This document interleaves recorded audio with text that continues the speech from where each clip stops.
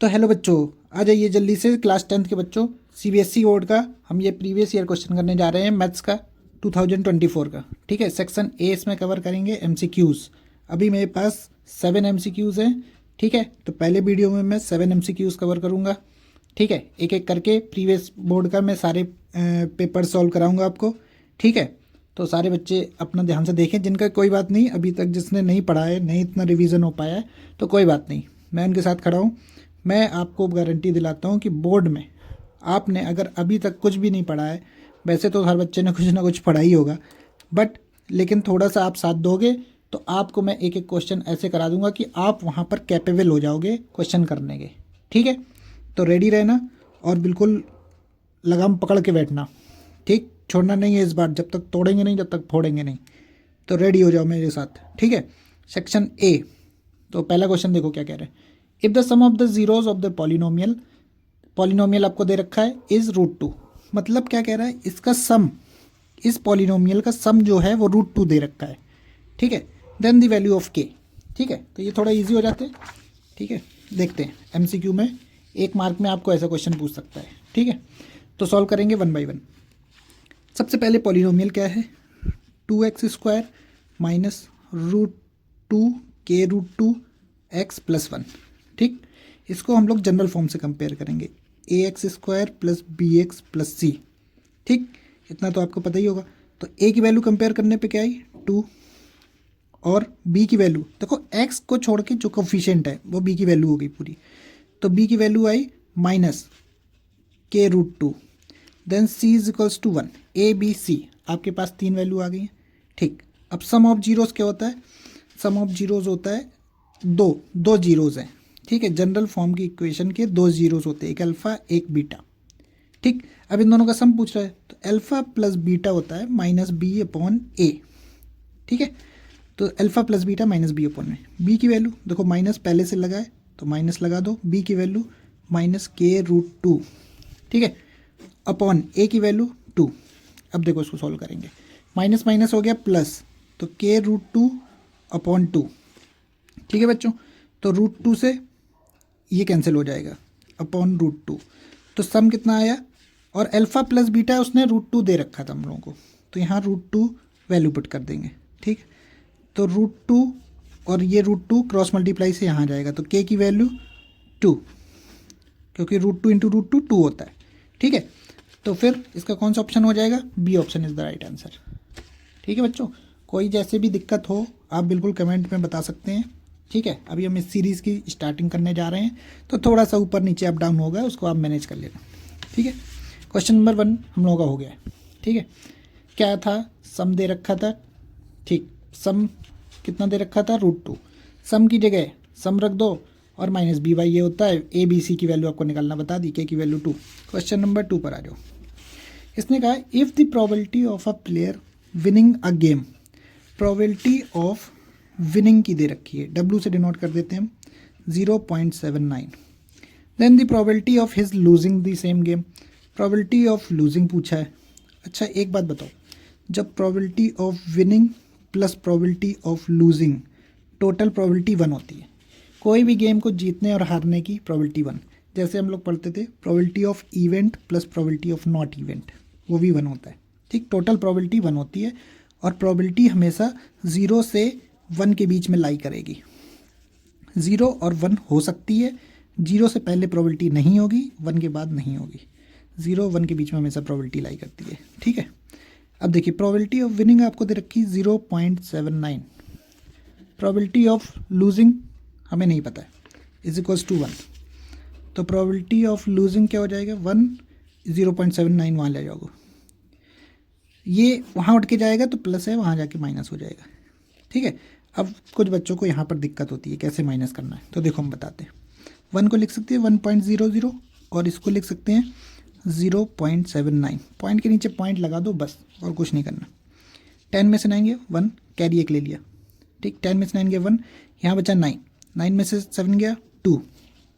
ठीक है बच्चों, पॉइंट, अब यहाँ से कैरी ले ही लिए, यहाँ 0 बचा, तो 0.21 इसका आंसर। अब 0.21 देख लेंगे कहाँ पर है, ऑप्शन नंबर डी। ठीक है बच्चों, 2 क्वेश्चन अपने हो चुके हैं। थर्ड, थर्ड देखते हैं, if the roots of the quadratic equation दे रखी है, roots a x are real and equal, then which of the following relation is true. देखिए रियल एंड इक्वल की कंडीशन हम लोगों को पता है, B square minus 4ac is equals to 0 होती है, ठीक, B square minus 4ac is equals to 0। अब इसी को बस उसने सफल्ड करके लिख दिया आंसर, ठीक। अब देखते हैं हम लोग थोड़ा सा सॉल्व करते हैं, फिर देखें किससे आंसर मैच करता है। बी स्क्वायर 4ac को वहाँ ले जाओ, पॉजिटिव हो जाएगा, ठीक, बी स्क्वायर अपॉन 4 को अगर नीचे लाए तो ac यहाँ, ये देखो ऑप्शन सी मैच करने लगा, सिंपल सा, option C is the right answer. जब भी कहते हैं roots are real and equal में आपको इक्वल टू 0 कर देना, इक्वल का है तो इक्वल टू 0, ठीक है।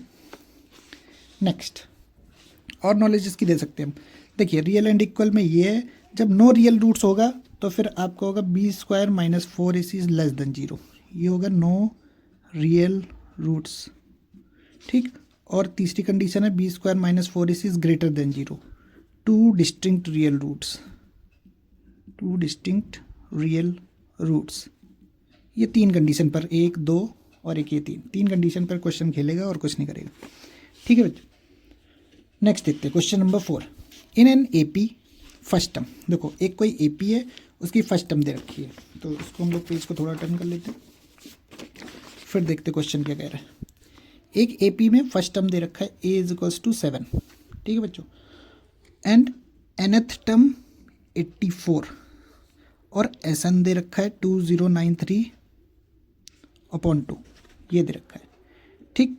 तो SN का अपन ने एक फॉर्मूला पढ़ा है, SN is equals to n/2 a plus an, ठीक। ये फार्मूला कहाँ से आया ये भी हम बता देते हैं। देखिए नॉर्मल अपन ने फार्मूला पढ़ा है, SN is equals to n/2 bracket में 2a plus n-1 into D, ये तो सभी ने पढ़ा होगा, ठीक। तो देखो n/2, 2a को हम a प्लस a लिख सकते हैं, plus n-1 into D as it is. अब ये क्या लिखा है इतना, n/2 a प्लस, ये an का फॉर्मूला है, याद करो an is equals to a plus n-1 into D, तो ये an लिखा है तो a प्लस an, इसलिए ये फार्मूला यहाँ से ड्राइव भी हो जाता है अगर आप चाहो तो, ठीक है। अब देखो इसकी वैल्यू दे रखी है 2093, SN की वैल्यू दे रखी है ना 2093 अपॉन 2, n क्या फाइंड करना था, n, ठीक है, कहाँ गया क्वेश्चन, n फाइंड करना है, तो n की जगह हमें पता नहीं है, n रखेंगे, a दे रखा है 7 और an है 84, बस इसको सॉल्व करना। देखिए ये 2 से 2 कैंसिल हो जाएगा, क्योंकि ऊपर जाएगा तो क्रॉस मल्टीप्लाई में ऑलरेडी कैंसिल हो जाएगा, 2 में 2 कैंसिल हो जाएगा, ठीक। तो 2093 इज इक्वल्स टू n और इसको सॉल्व करो 91, 84 और 6 90 होता है और 7 है तो 1 हो जाएगा। तो देखो कैसे इसको 2093 upon 91 is equals to n। अब देखो ये किससे कैंसिल हो रहा है, 7 से कैंसिल हो रहा है क्या, 7 1 7 से, हाँ ठीक, 7 2 14 बचा 6, 7 9 63 कैंसिल हो जाएगा, 7 1 7 कैरी आई 2, 7 3 21, ठीक है। इसको इससे करेंगे, 7 1 7 बचा 7 2 14, सॉरी 7 2 14 बचा 6 6 और 9 69, 7 9 63 में 6 बच गया, फिर 7 9 63, ठीक है बच्चों।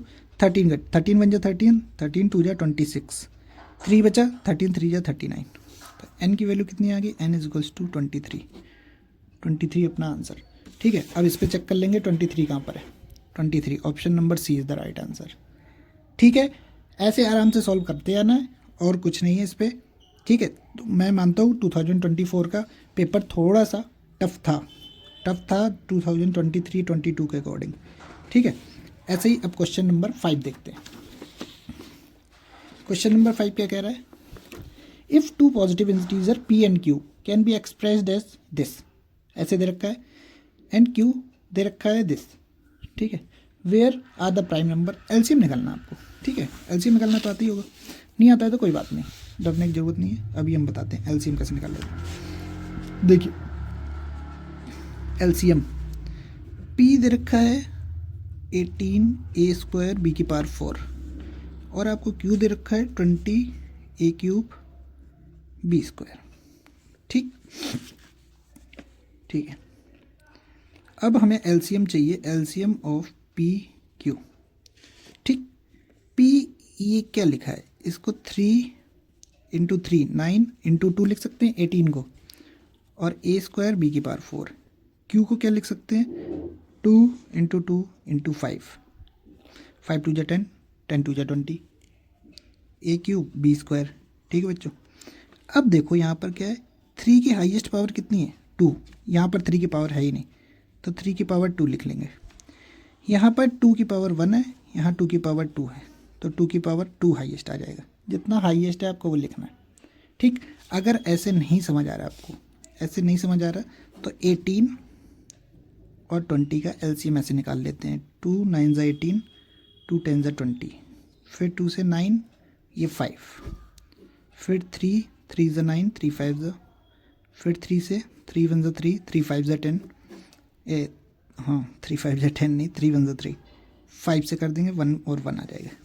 अब देखो क्या है, 2 × 2 × 3 × 3 × 5, यही मैं करने जा रहा था। अब देखो इससे कंपेयर करो, मैंने क्या करा, 3 की हाईएस्ट पावर इसमें जितनी है, ठीक, तो वो लिख ली। 2 की हाईएस्ट पावर देखो, यहाँ 1 है, यहाँ 2 है, तो 2 लेंगे इसलिए। तो देखो 2 की पावर 2, 3 की पावर 3, ठीक, और 5 की हाईएस्ट पावर कहीं है नहीं, तो यहाँ ऐसे इसका एलसीएम निकाल जाता है। अगर ऐसे नहीं समझ आ रहा तो आप ऐसे कर सकते हैं। ठीक, 5 3 × 15, 15 3 × 45, 45 2 × 90, 90 2 × 180, 180, तो 18 और 20 का एचसीएफ आ गया एलसीएम। बट इस पे अब देखो, ए स्क्वायर बी की पावर 4, ए क्यूब बी स्क्वायर, इस पे हाईएस्ट पावर ए की कितनी है, ए क्यूब, ठीक है, और बी की बी स्क्वायर है और बी की पावर 4 है, तो बी की power 4 is the highest power. ठीक, ये जिसका आंसर है, जो ऑप्शन में है वो इसका आंसर है, D option is the right answer. ठीक है बच्चों, ये क्वेश्चन समझ आया। आप एलसीएम 2 तरीके से निकाल सकते हैं। देखो, हाईएस्ट पावर पहले आप चेक कर लो, ठीक है, कि इसकी हाईएस्ट पावर कितनी है। मैंने इसको ब्रेक कर लिया और हाईएस्ट पावर चेक की। 3 की पावर 2 यहाँ पर है, यहाँ 3 है नहीं, तो 3 की पावर 2 लिख लेंगे।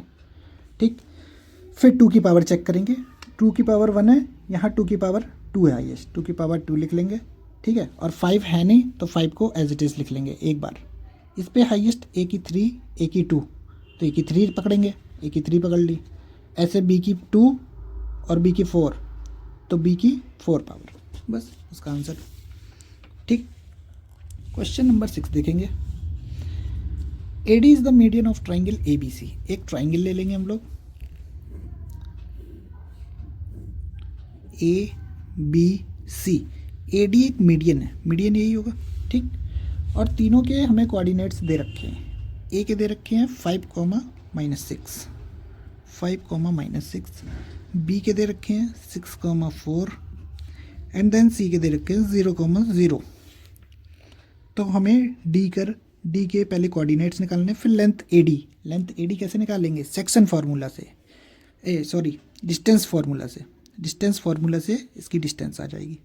पहले अगर ये बताओ कि D इसका मिड पॉइंट है, एक कोई लाइन दिस है BC और D is the mid point है, तो मिड पॉइंट के कोऑर्डिनेट कैसे निकालते थे।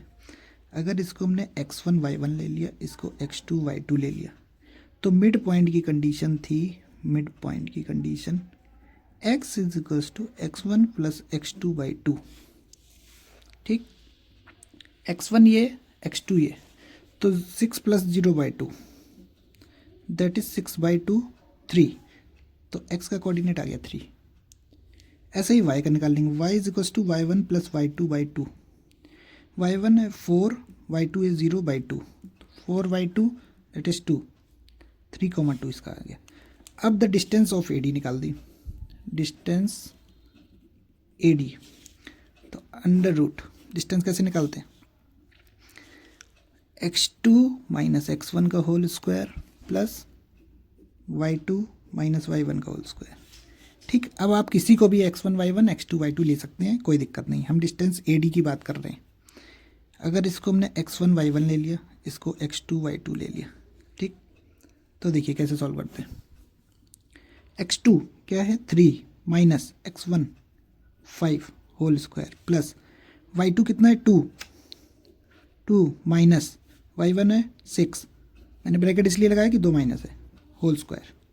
अब देखो ये हो गया -2 का whole square, then minus minus plus 2 + 6 that is 8 का होल स्क्वायर। माइनस का स्क्वायर ऑलवेज पॉजिटिव हो जाता है, तो -2 का स्क्वायर हो जाएगा 4 और 8 का स्क्वायर हो जाएगा 64। तो 64 + 4 68। ये किसी का परफेक्ट स्क्वायर तो है नहीं, तो √68 देखते हैं क्या ऑप्शन में है। हाँ, पहले ही ऑप्शन है √68 यूनिट डिस्टेंस लेंथ AD की। ठीक है बच्चों, लास्ट क्वेश्चन, क्वेश्चन नंबर 7 दे रखा है इफ सेक थीटा।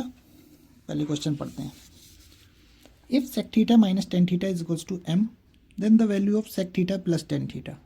ठीक है, इस क्वेश्चन में थोड़ा बच्चे कंफ्यूज होते हैं, बट अपन को कंफ्यूज नहीं हो रहा। Sec theta - tan theta m दे रखा है, कोई बात नहीं, इजी तरीके से करते हैं। Sec theta - tan theta is equals to m, तो हमें निकालना है सेक थीटा + tan थीटा। ठीक, हमने एक आइडेंटिटी पढ़ी है tan और सेक से रिलेटेड, तो 1 + tan square theta is equals to sec square theta. ये तो सबने पढ़ी होगी। अगर हम tan स्क्वायर थीटा को वहाँ पर फेंक दें तो क्या हो जाएगा, sec square theta minus tan square theta. अब ये क्या बन गया, a² - b²। आइडेंटिटी याद है? नहीं याद है। a² - b² की a + b a - b, 9th में तो पढ़ी होगी। ठीक, तो 1 एज इट इज़ रहने दो। a हो गया हमारा सेक थीटा, b हो गया tan थीटा, तो a² - b²। तो सेक थीटा + tan थीटा, एक बार प्लस एक बार माइनस करके लिख दो, सेक थीटा - tan थीटा। अब एक बार देखो, सेक थीटा - tan थीटा की वैल्यू में दे रखी है, तो सेक थीटा + tan थीटा और इसकी दे रखी है बीच में मल्टीप्लाई है m, तो m को नीचे लो, 1/m is equals to sec theta + tan theta. Sec theta + tan theta की वैल्यू आ गई 1/m। अब इस पे ऑप्शन देखेंगे 1/m का है, option number C is the right answer. ठीक है बच्चों, ये सीरीज़ कंटिन्यू रहेगी, आप टेंशन ना लें, बहुत अच्छे से इस पूरे पेपर को सॉल्व करेंगे। ठीक है, बस आप लोग लाइक करते रहें, सब्सक्राइब करते रहें, और थोड़ा वीडियो को जिस बच्चों को नीड है उनको शेयर करते रहें। ठीक है, फ्री में बढ़िया से इसको पूरा करते हैं। Okay, thank you.